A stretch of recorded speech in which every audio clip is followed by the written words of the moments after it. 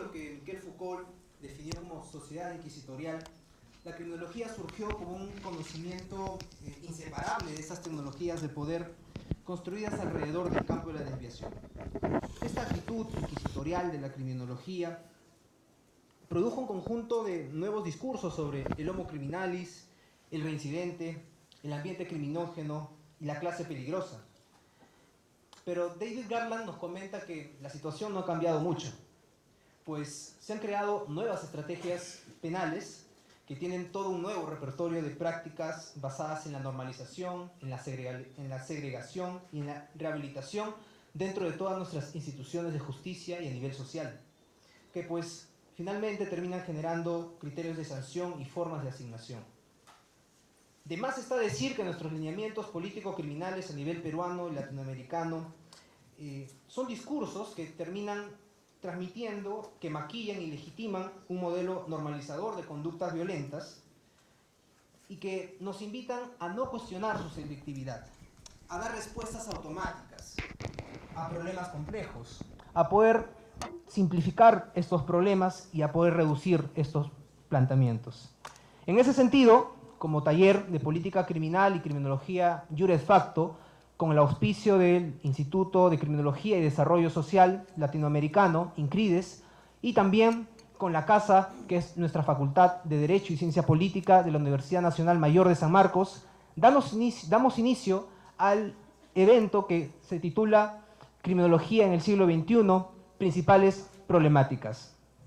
Me gustaría que podamos para dar inicio a ello con un fuerte voto de aplausos.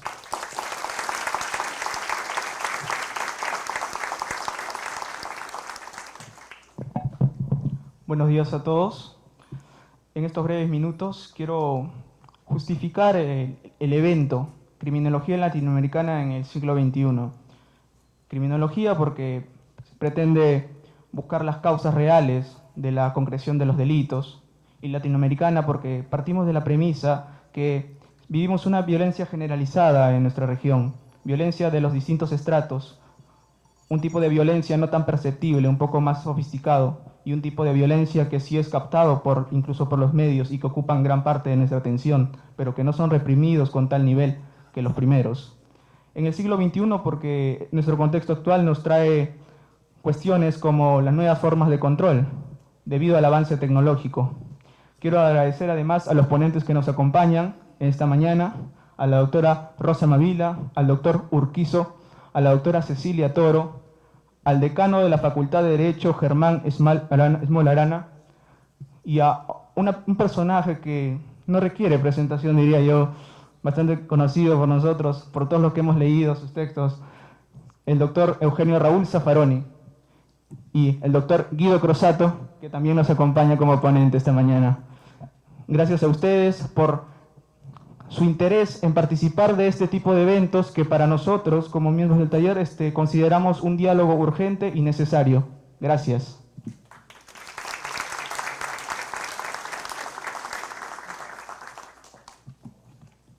Buenos días, público presente, estimados profesores.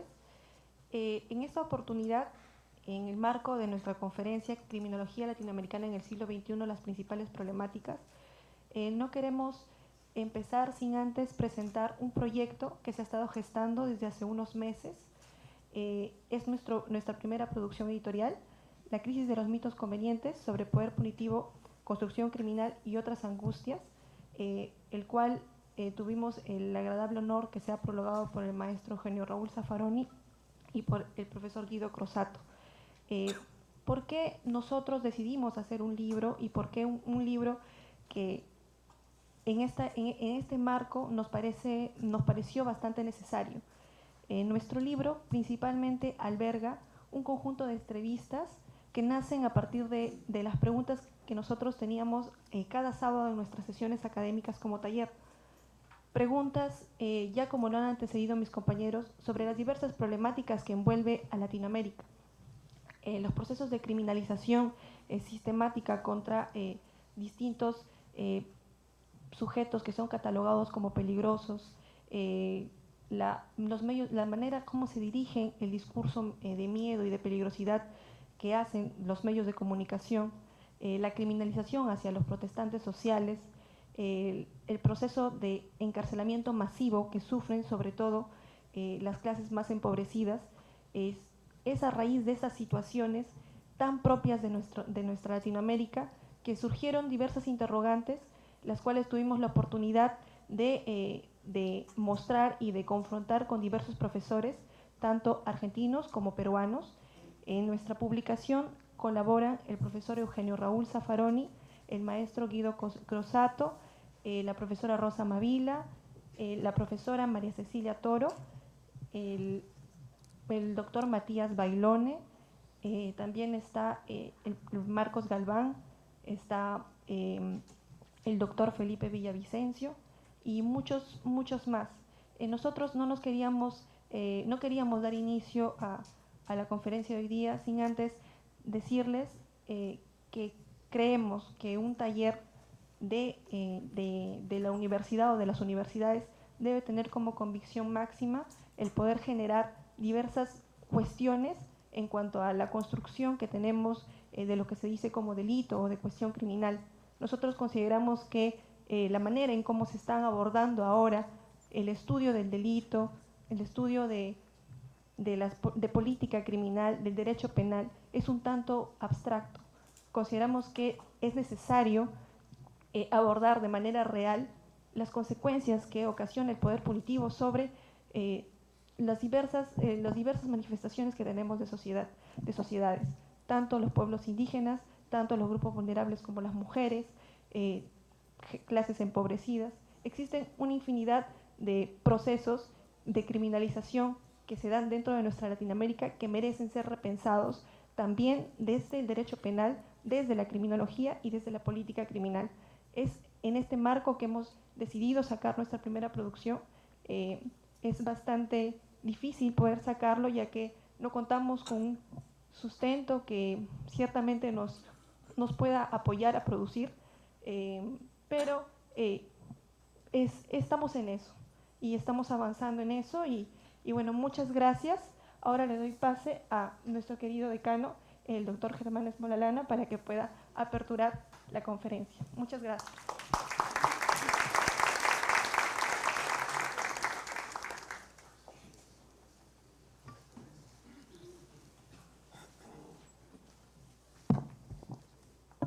Muy buenos días,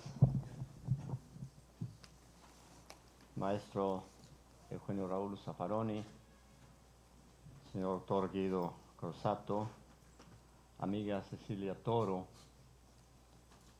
doctor José Urquizu, docente de esta facultad, Mávila, Rosa Mávila, profesora también y organizadora de este curso sobre criminología en el siglo XX.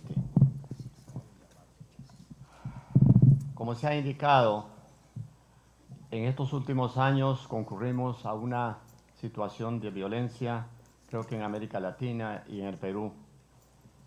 Yo estoy preparando un tema sobre la afectación de los derechos humanos de los privados de libertad en el Perú. Y el miércoles tuvimos la presencia del presidente del Instituto Nacional Penitenciario y las estadísticas son alarmantes en el Perú. Tenemos una capacidad de alojamiento en los 69 penales que tiene el Perú de solo 39.300. Sin embargo, a mayo, o sea, el mes pasado, tenemos 94.380 internos en el Perú. El crecimiento de la población es aproximadamente sobre un 6 a 8% y del 2016 al 2019, el crecimiento mensual es de 368 internos por mes, lo que significa que posiblemente a diciembre estemos llegando a los 100.000 internos o 99.000 internos. Esto significa que en el Perú, en estos 10 y más en los 5 últimos años, concurrimos a una dación de normas que no tiene mayor sentido que simplemente la represión. Es cierto que la criminalidad ha creado nuevas formas de presentación en su accionar delictivo, el marcaje, ¿no? También el día de ayer se publicó una norma respecto a la explotación sexual y a la explotación mediante la violencia, el uso sexual para jóvenes o personas en discapacidad. Y todas estas normas lo que han hecho es determinar sanciones mucho más graves, cadena perpetua, penas de 30 años, 35 años. Y la estadística demuestra, por ejemplo, que la presencia en prisión de jóvenes es del 62% de 18 a 39 años. Si a esto sumamos el hecho de que se limitan o simplemente no se conceden beneficios penitenciarios, la población carcelaria seguirá creciendo cada día más, haciendo que la persona privada de la libertad se introduzca en un mecanismo de universalidad, o sea, de universalización del delito o de contagio mediante la prisionización o prisionalización. Este es un grave problema que tiene el país. Hemos dado cuenta nosotros, como miembro del Consejo Nacional de Política Criminal del Perú, en la reunión del mes de marzo, donde la academia indicó que la necesidad que debe tener el país de afrontar el problema carcelario y el problema de la criminalidad en el país. Creo, como esta mañana ustedes podrán escuchar, la criminalidad no se combate simplemente con leyes. La criminalidad tiene su etiología múltiple, pero también tiene que tener una consolidación no solo en las normas, sino en la sociedad y en una política real del Estado, una política educativa, una política económica que permita un trabajo adecuado y un acceso a la universidad, al colegio y a la escuela. En ese sentido, creo, este seminario que ustedes organizan el día de hoy es importante para la facultad, para los estudiosos del derecho y, ¿por qué no, para el Perú? En ese contexto es que tienen ustedes a los mejores exponentes que el día de hoy harán uso de la palabra para tocar temas tan importantes. Y nosotros también en esta misma dirección estamos organizando para el mes de septiembre, justamente con José Urquizo, el tercer Congreso de Derecho Penal, Procesal y Ejecución Penal que será en San Marcos, en El Adúmbar, para el 18, 19 y 20 de septiembre. Desde ya los invitamos a todos ustedes. Será un evento muy grande en el que San Marcos será la cabeza de esta actividad por ser la organizadora y en la que estamos invitando también a Maestro Zaffaroni, ojalá nos acompañe en este evento. Hemos entregado el día de hoy y seguiremos conversando. Así también he hablado ya con Cecilia en el momento que nos hemos reunido y espero que ella nos acompañe. Sin más preámbulos, le deseo la mejor de las suertes. Les doy la más cordial bienvenida a los docentes y a los maestros y al doctor Zaffaroni, nuestro cordial abrazo, porque siempre nos acompaña, siempre viene a las invitaciones a Marcos, por qué no decir, es uno más de nosotros. Bienvenidos y buena suerte a todos ustedes en este evento sobre criminología latinoamericana del siglo XX. Muchísimas gracias.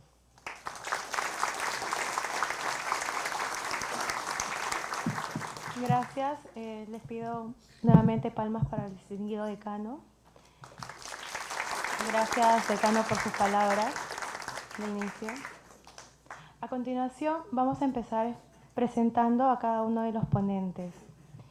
Quiero citar un extracto de la entrevista que se le hizo a la doctora Rosa Mavilar León, que se presenta en el libro de La crisis de los mitos convenientes. Desde la perspectiva en la que entiendo la criminología, desde una mirada reactiva, pero también preventiva, desde una mirada sociológica vinculada a la política criminal. Las últimas reformas en materia de violencia contra la mujer no han tomado cuenta la existencia de una ruta del maltrato histórica de la víctima en nuestro país.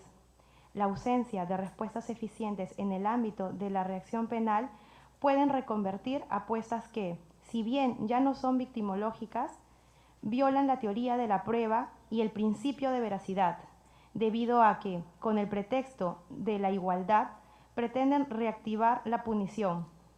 Considero, pues, que con un énfasis estrictamente compositivo o un énfasis puramente reactivo, no se trata a fondo ni a la víctima ni al profesor. La doctora Rosa Delsa Mavila León es nuestra profesora principal de Derecho de Ejecución Penal de la facultad de nuestra casa. Ella también es la única profesora que lleva la cátedra de criminología y es quien va a iniciar el día de hoy este evento. Les pido fuertes palmas, por favor, para ella.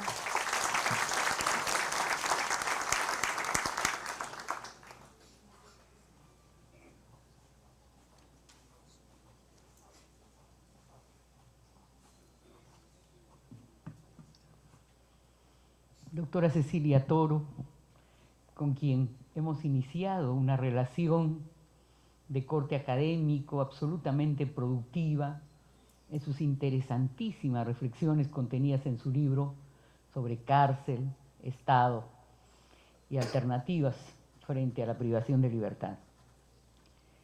Doctor Guido Crosato, a quien hemos tenido el honor de conocer hoy día, estrechar su mano, pero a quien ya hemos leído y conocemos más o menos el tono y las aproximaciones de su quehacer académico. Doctor José Urquizo Laechea, maestro nuestro de dogmática penal en la maestría de San Marcos, profesor de muchos de ustedes y conocido estudioso del derecho penal.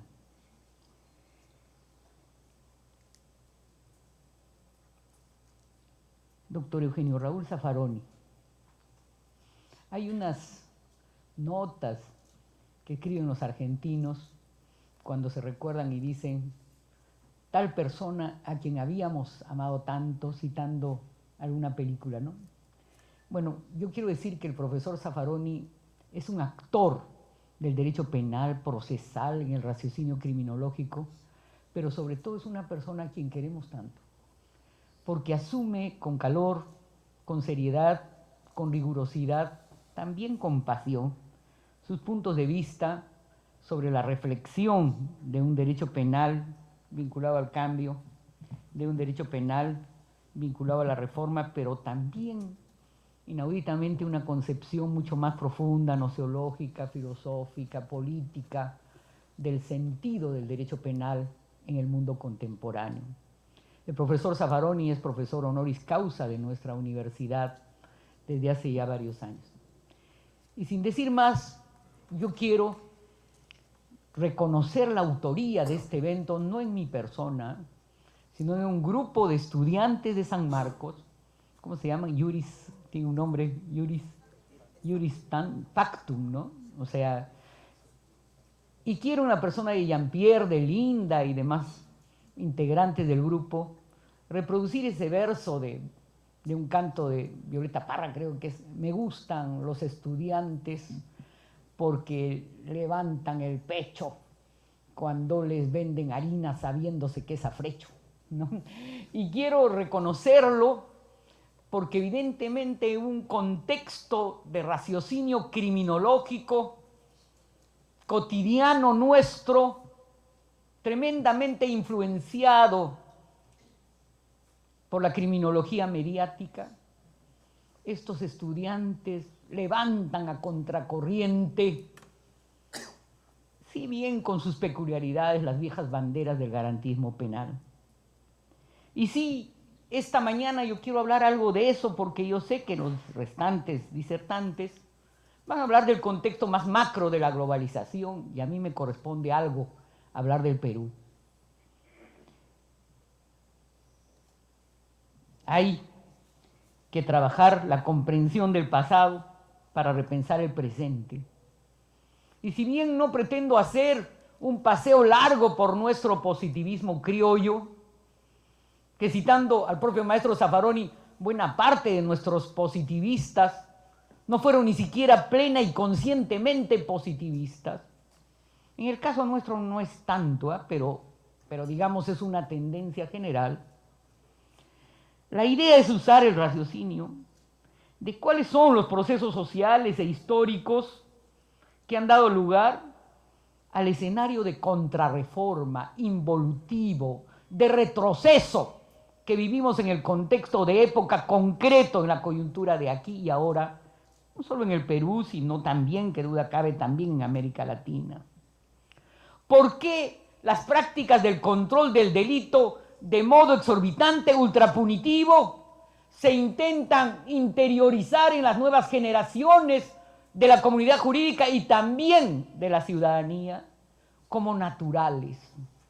¿Por qué el recurso al sistema punitivo empieza a ser casi en la cosmovisión cotidiana, naturalistamente, el único o el principal recurso de las políticas de Estado, de las políticas que ahora se llaman de gobernanza, de las formas de organización también de la política criminal?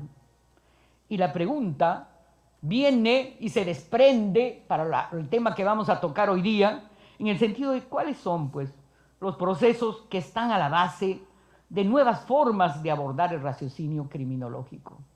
¿Son nuevas formas de abordar el raciocinio criminológico o son viejos vinos en nuevos odres? Yo sostengo lo segundo, porque en el fondo lo que hay a mi juicio es un neopositivismo revestido de eficacia, adornado con los aretes de la seguridad ciudadana, cuando el derecho penal y la criminología se intentan poner académicamente, políticamente, al servicio de la seguridad ciudadana. Obviamente, ¿qué duda cabe que la seguridad ciudadana, no voy a referirme a encuestas, es uno de los problemas fundamentales del país? Pero la orientación de repensar el objetivo de enfrentar a la seguridad ciudadana con respuesta ultrapunitiva, la orientación de encargar al derecho penal una solución que debe ser parte de una política macro integral del Estado, que pone por delante, qué duda cabe, en primer orden, lo que deben ser políticas públicas, en el lenguaje que está ahora de moda, políticas de desarrollo. Esa orientación es la que en la comunidad jurídica tenemos que repensar, porque nos lleva casi naturalmente a la ilusión por la pena, nos lleva casi naturalmente a reavivar el debate sobre la pena de muerte, nos lleva naturalmente, casi automáticamente, a aplicar sistemas de penas vinculadas al sistema norteamericano de aplicación automática de pena mínima como consideración de punto de partida pena máxima. Y entonces estamos aquí ante un asunto de fondo, ¿no? La política criminal real nuestra se escuda en la defensa de crear orientaciones político-criminales para enfrentar los factores de riesgo creadas por el violentismo urbano, por la criminalidad. Y de hecho hay una criminología mediática a su servicio y se generan estereotipos. Ayer, por ejemplo, le pusieron 18 años a Gringacho. Y hoy día, en todos los medios de opinión, Gringazo, 18 años. Y eso obviamente se orienta a contribuir al estereotipo de que la infracción juvenil son gringachos, negrachos, ¿no es cierto? Gringacha. Es decir, el factor social demográfico, de bagatela y de infracciones de naturaleza sexual que está a la base en términos estadísticos criminales como el principal vasto campo de la infracción juvenil, que además es primaria en lo fundamental, se plantea y se presenta a la opinión pública desde el estereotipo de que la criminalidad juvenil son bandas juveniles peligrosas, riesgosas, expertas en criminalidad, son sicarios. Esos son los infractores juveniles. Y claro, frente a eso, como diría Laura Zúñiga, nuestra compatriota profesora en la Universidad de Salamanca, obviamente el ciudadano de a pie va a decir: no, frente a esos factores de alto riesgo que día a día la televisión y la policía a través de la televisión en sendos programas casi cotidianos nos presentan, nos crea pues el miedo, ¿no es cierto?, que está a la base de la legitimación de políticas ultrapunitivas y del populismo penal. Y entonces, ¿qué nos queda del garantismo? Veamos el otro lado de la medalla. Estamos también en un escenario de macrocorrupción globalizada, de macrocorrupción en América Latina, Odebrecht, OAS y de expresión interna de esa macrocorrupción. Y francamente yo quiero decirles con honestidad que mi vieja rebeldía resucita cuando los parámetros fundamentales del garantismo penal, cuando los parámetros fundamentales de la teoría de contención del derecho penal se usan, ¿para qué? Al servicio principalmente de los poderosos, que no niego que tienen derecho al proceso debido y a las garantías de un derecho que legitime su derecho de defensa, el principio de contradicción, de oralidad, de publicidad, el principio acusatorio. Pero es curioso cómo esos principios básicos del garantismo penal no se reflejan para pensar en el contexto de la criminalidad reactiva, en el contexto de la actuación policial, judicial y penitenciaria, para repensar en el ciudadano primario o en el ciudadano reiterante que incurre en delitos de naturaleza patrimonial o similares. Y por eso las garantías son inexistentes y limitadas pues, para los vulnerables. Y curiosamente en nuestro país existe un proceso, anoche lo leía, doctor Zaffaroni, y usted insistentemente argumentaba algo que yo le confieso que no estaba tan segura. Decía que no hay un derecho penal autoritario versus un derecho penal liberal. Y usted decía, como buen agudo observador, que en realidad químicamente puros no hay pues un derecho penal autoritario asociado a las alternativas políticas dictatoriales, ¿no es cierto? Ni tampoco hay un derecho liberal puro, pues, ¿no? Que no tenga, lo diré en el lenguaje de Sinesio López, que no tenga expresiones de dictadura, pues, o de dicta blanda. Es decir, que no se adorne para calmar al pueblo, a la ciudadanía, que no se adorne de alternativas que recortan derechos fundamentales, garantías de naturaleza constitucional, sobre todo para los vulnerables. Y que no fije un entorno de blanco y negro, de que aquí están los delincuentes y aquí están los ciudadanos. Eso que existía desde el derecho romano y que alguna orientación de moda en nuestro país nos hizo creer que había distintos niveles de derechos, ¿no es cierto?, entre los cuales los vulnerables ya solo tenían cierto nivel de derechos. Y entonces, en realidad, estamos en un contexto en el país en que la apuesta garantista del Código Penal del 91 ha sido tremendamente desdibujada con sucesivas leyes especiales. Aquí están buena parte de mis alumnos del doctor Urquiz. Y voy a repetir algo que digo siempre, ¿no? César San Martín decía que en el Código del 91 había delito de robo y robo agravado, ¿no es cierto? Pero las leyes especiales nos dieron robo agravado, robo simple, robo agravado, robo especialmente agravado, robo ultra agravado, hasta robo terrorista había, hasta la resolución del Tribunal Constitucional que lo derogó. Y claro, sí, hay 5 minutos nomás ya. Entonces, evidentemente, frente a esa dogmática penal de garantías que retrocede por leyes especiales, tenemos una reforma procesal que ya tiene más de 10 años, que era la ilusión del acusatorio con hegemonía adversarial, pero también yo litigo, estimados alumnos, me disculparán los ponentes que me refiera a ello, yo ya estoy viendo algunos jueces, Pepe, no sé si te pasa, con demasiado poder, jueces medio fiscales ya, jueces excesivamente empoderados, parecidos a los que Beccaria criticaba, ¿no es cierto?, como jueces que había que neutralizar para asegurar la vigencia del principio de imparcialidad. El tiempo pasa, pues, y los micropoderes se arraigan, ¿no? Asumen constancia de un poder que en realidad debería ser de naturaleza arbitral. Y tenemos también en la ejecución penal, qué duda cabe, un recorte gradual, significativo de los beneficios penitenciarios. Esa ilusión de todo interno por salir antes, ¿no?, que se vino recortando sistémicamente desde el Fujimorato inicial, y que ahora cada vez que el populismo penal quiere hacer loas de preocupación por la seguridad, que entren eternamente, pues, ¿no? Que se eleve la edad de los infractores juveniles para considerarlos sujetos de aplicación del derecho penal de adultos y en consecuencia en delitos de bagatela reiterantes no puedan tener acceso a beneficios penitenciarios. La cárcel como salida. Y aquí en el debate político criminal conversábamos con Marcos Galván. ¿Cuál es el problema principal de la cárcel? Marcos decía que a su criterio es la tuburización. Sí, claro que hay tuburización, pero también en ese escenario nos brindan ilusiones, pues, como la ilusión por la pena, la ilusión por el grillete electrónico, ¿no es cierto? Grillete electrónico, el Poder Judicial, a decir del presidente Limpe, compró 500 grilletes y el Poder Judicial ha aplicado solo 25 grilletes.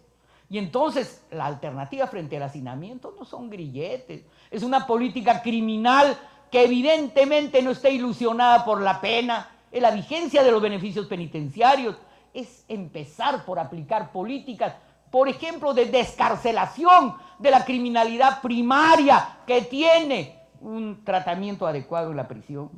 No quiero hablar del tratamiento. El tratamiento en nuestro país todavía es una hermosa promesa. Y sin embargo, a contracorriente de algunos abolicionismos, yo sí creo en la reforma en el establecimiento penal.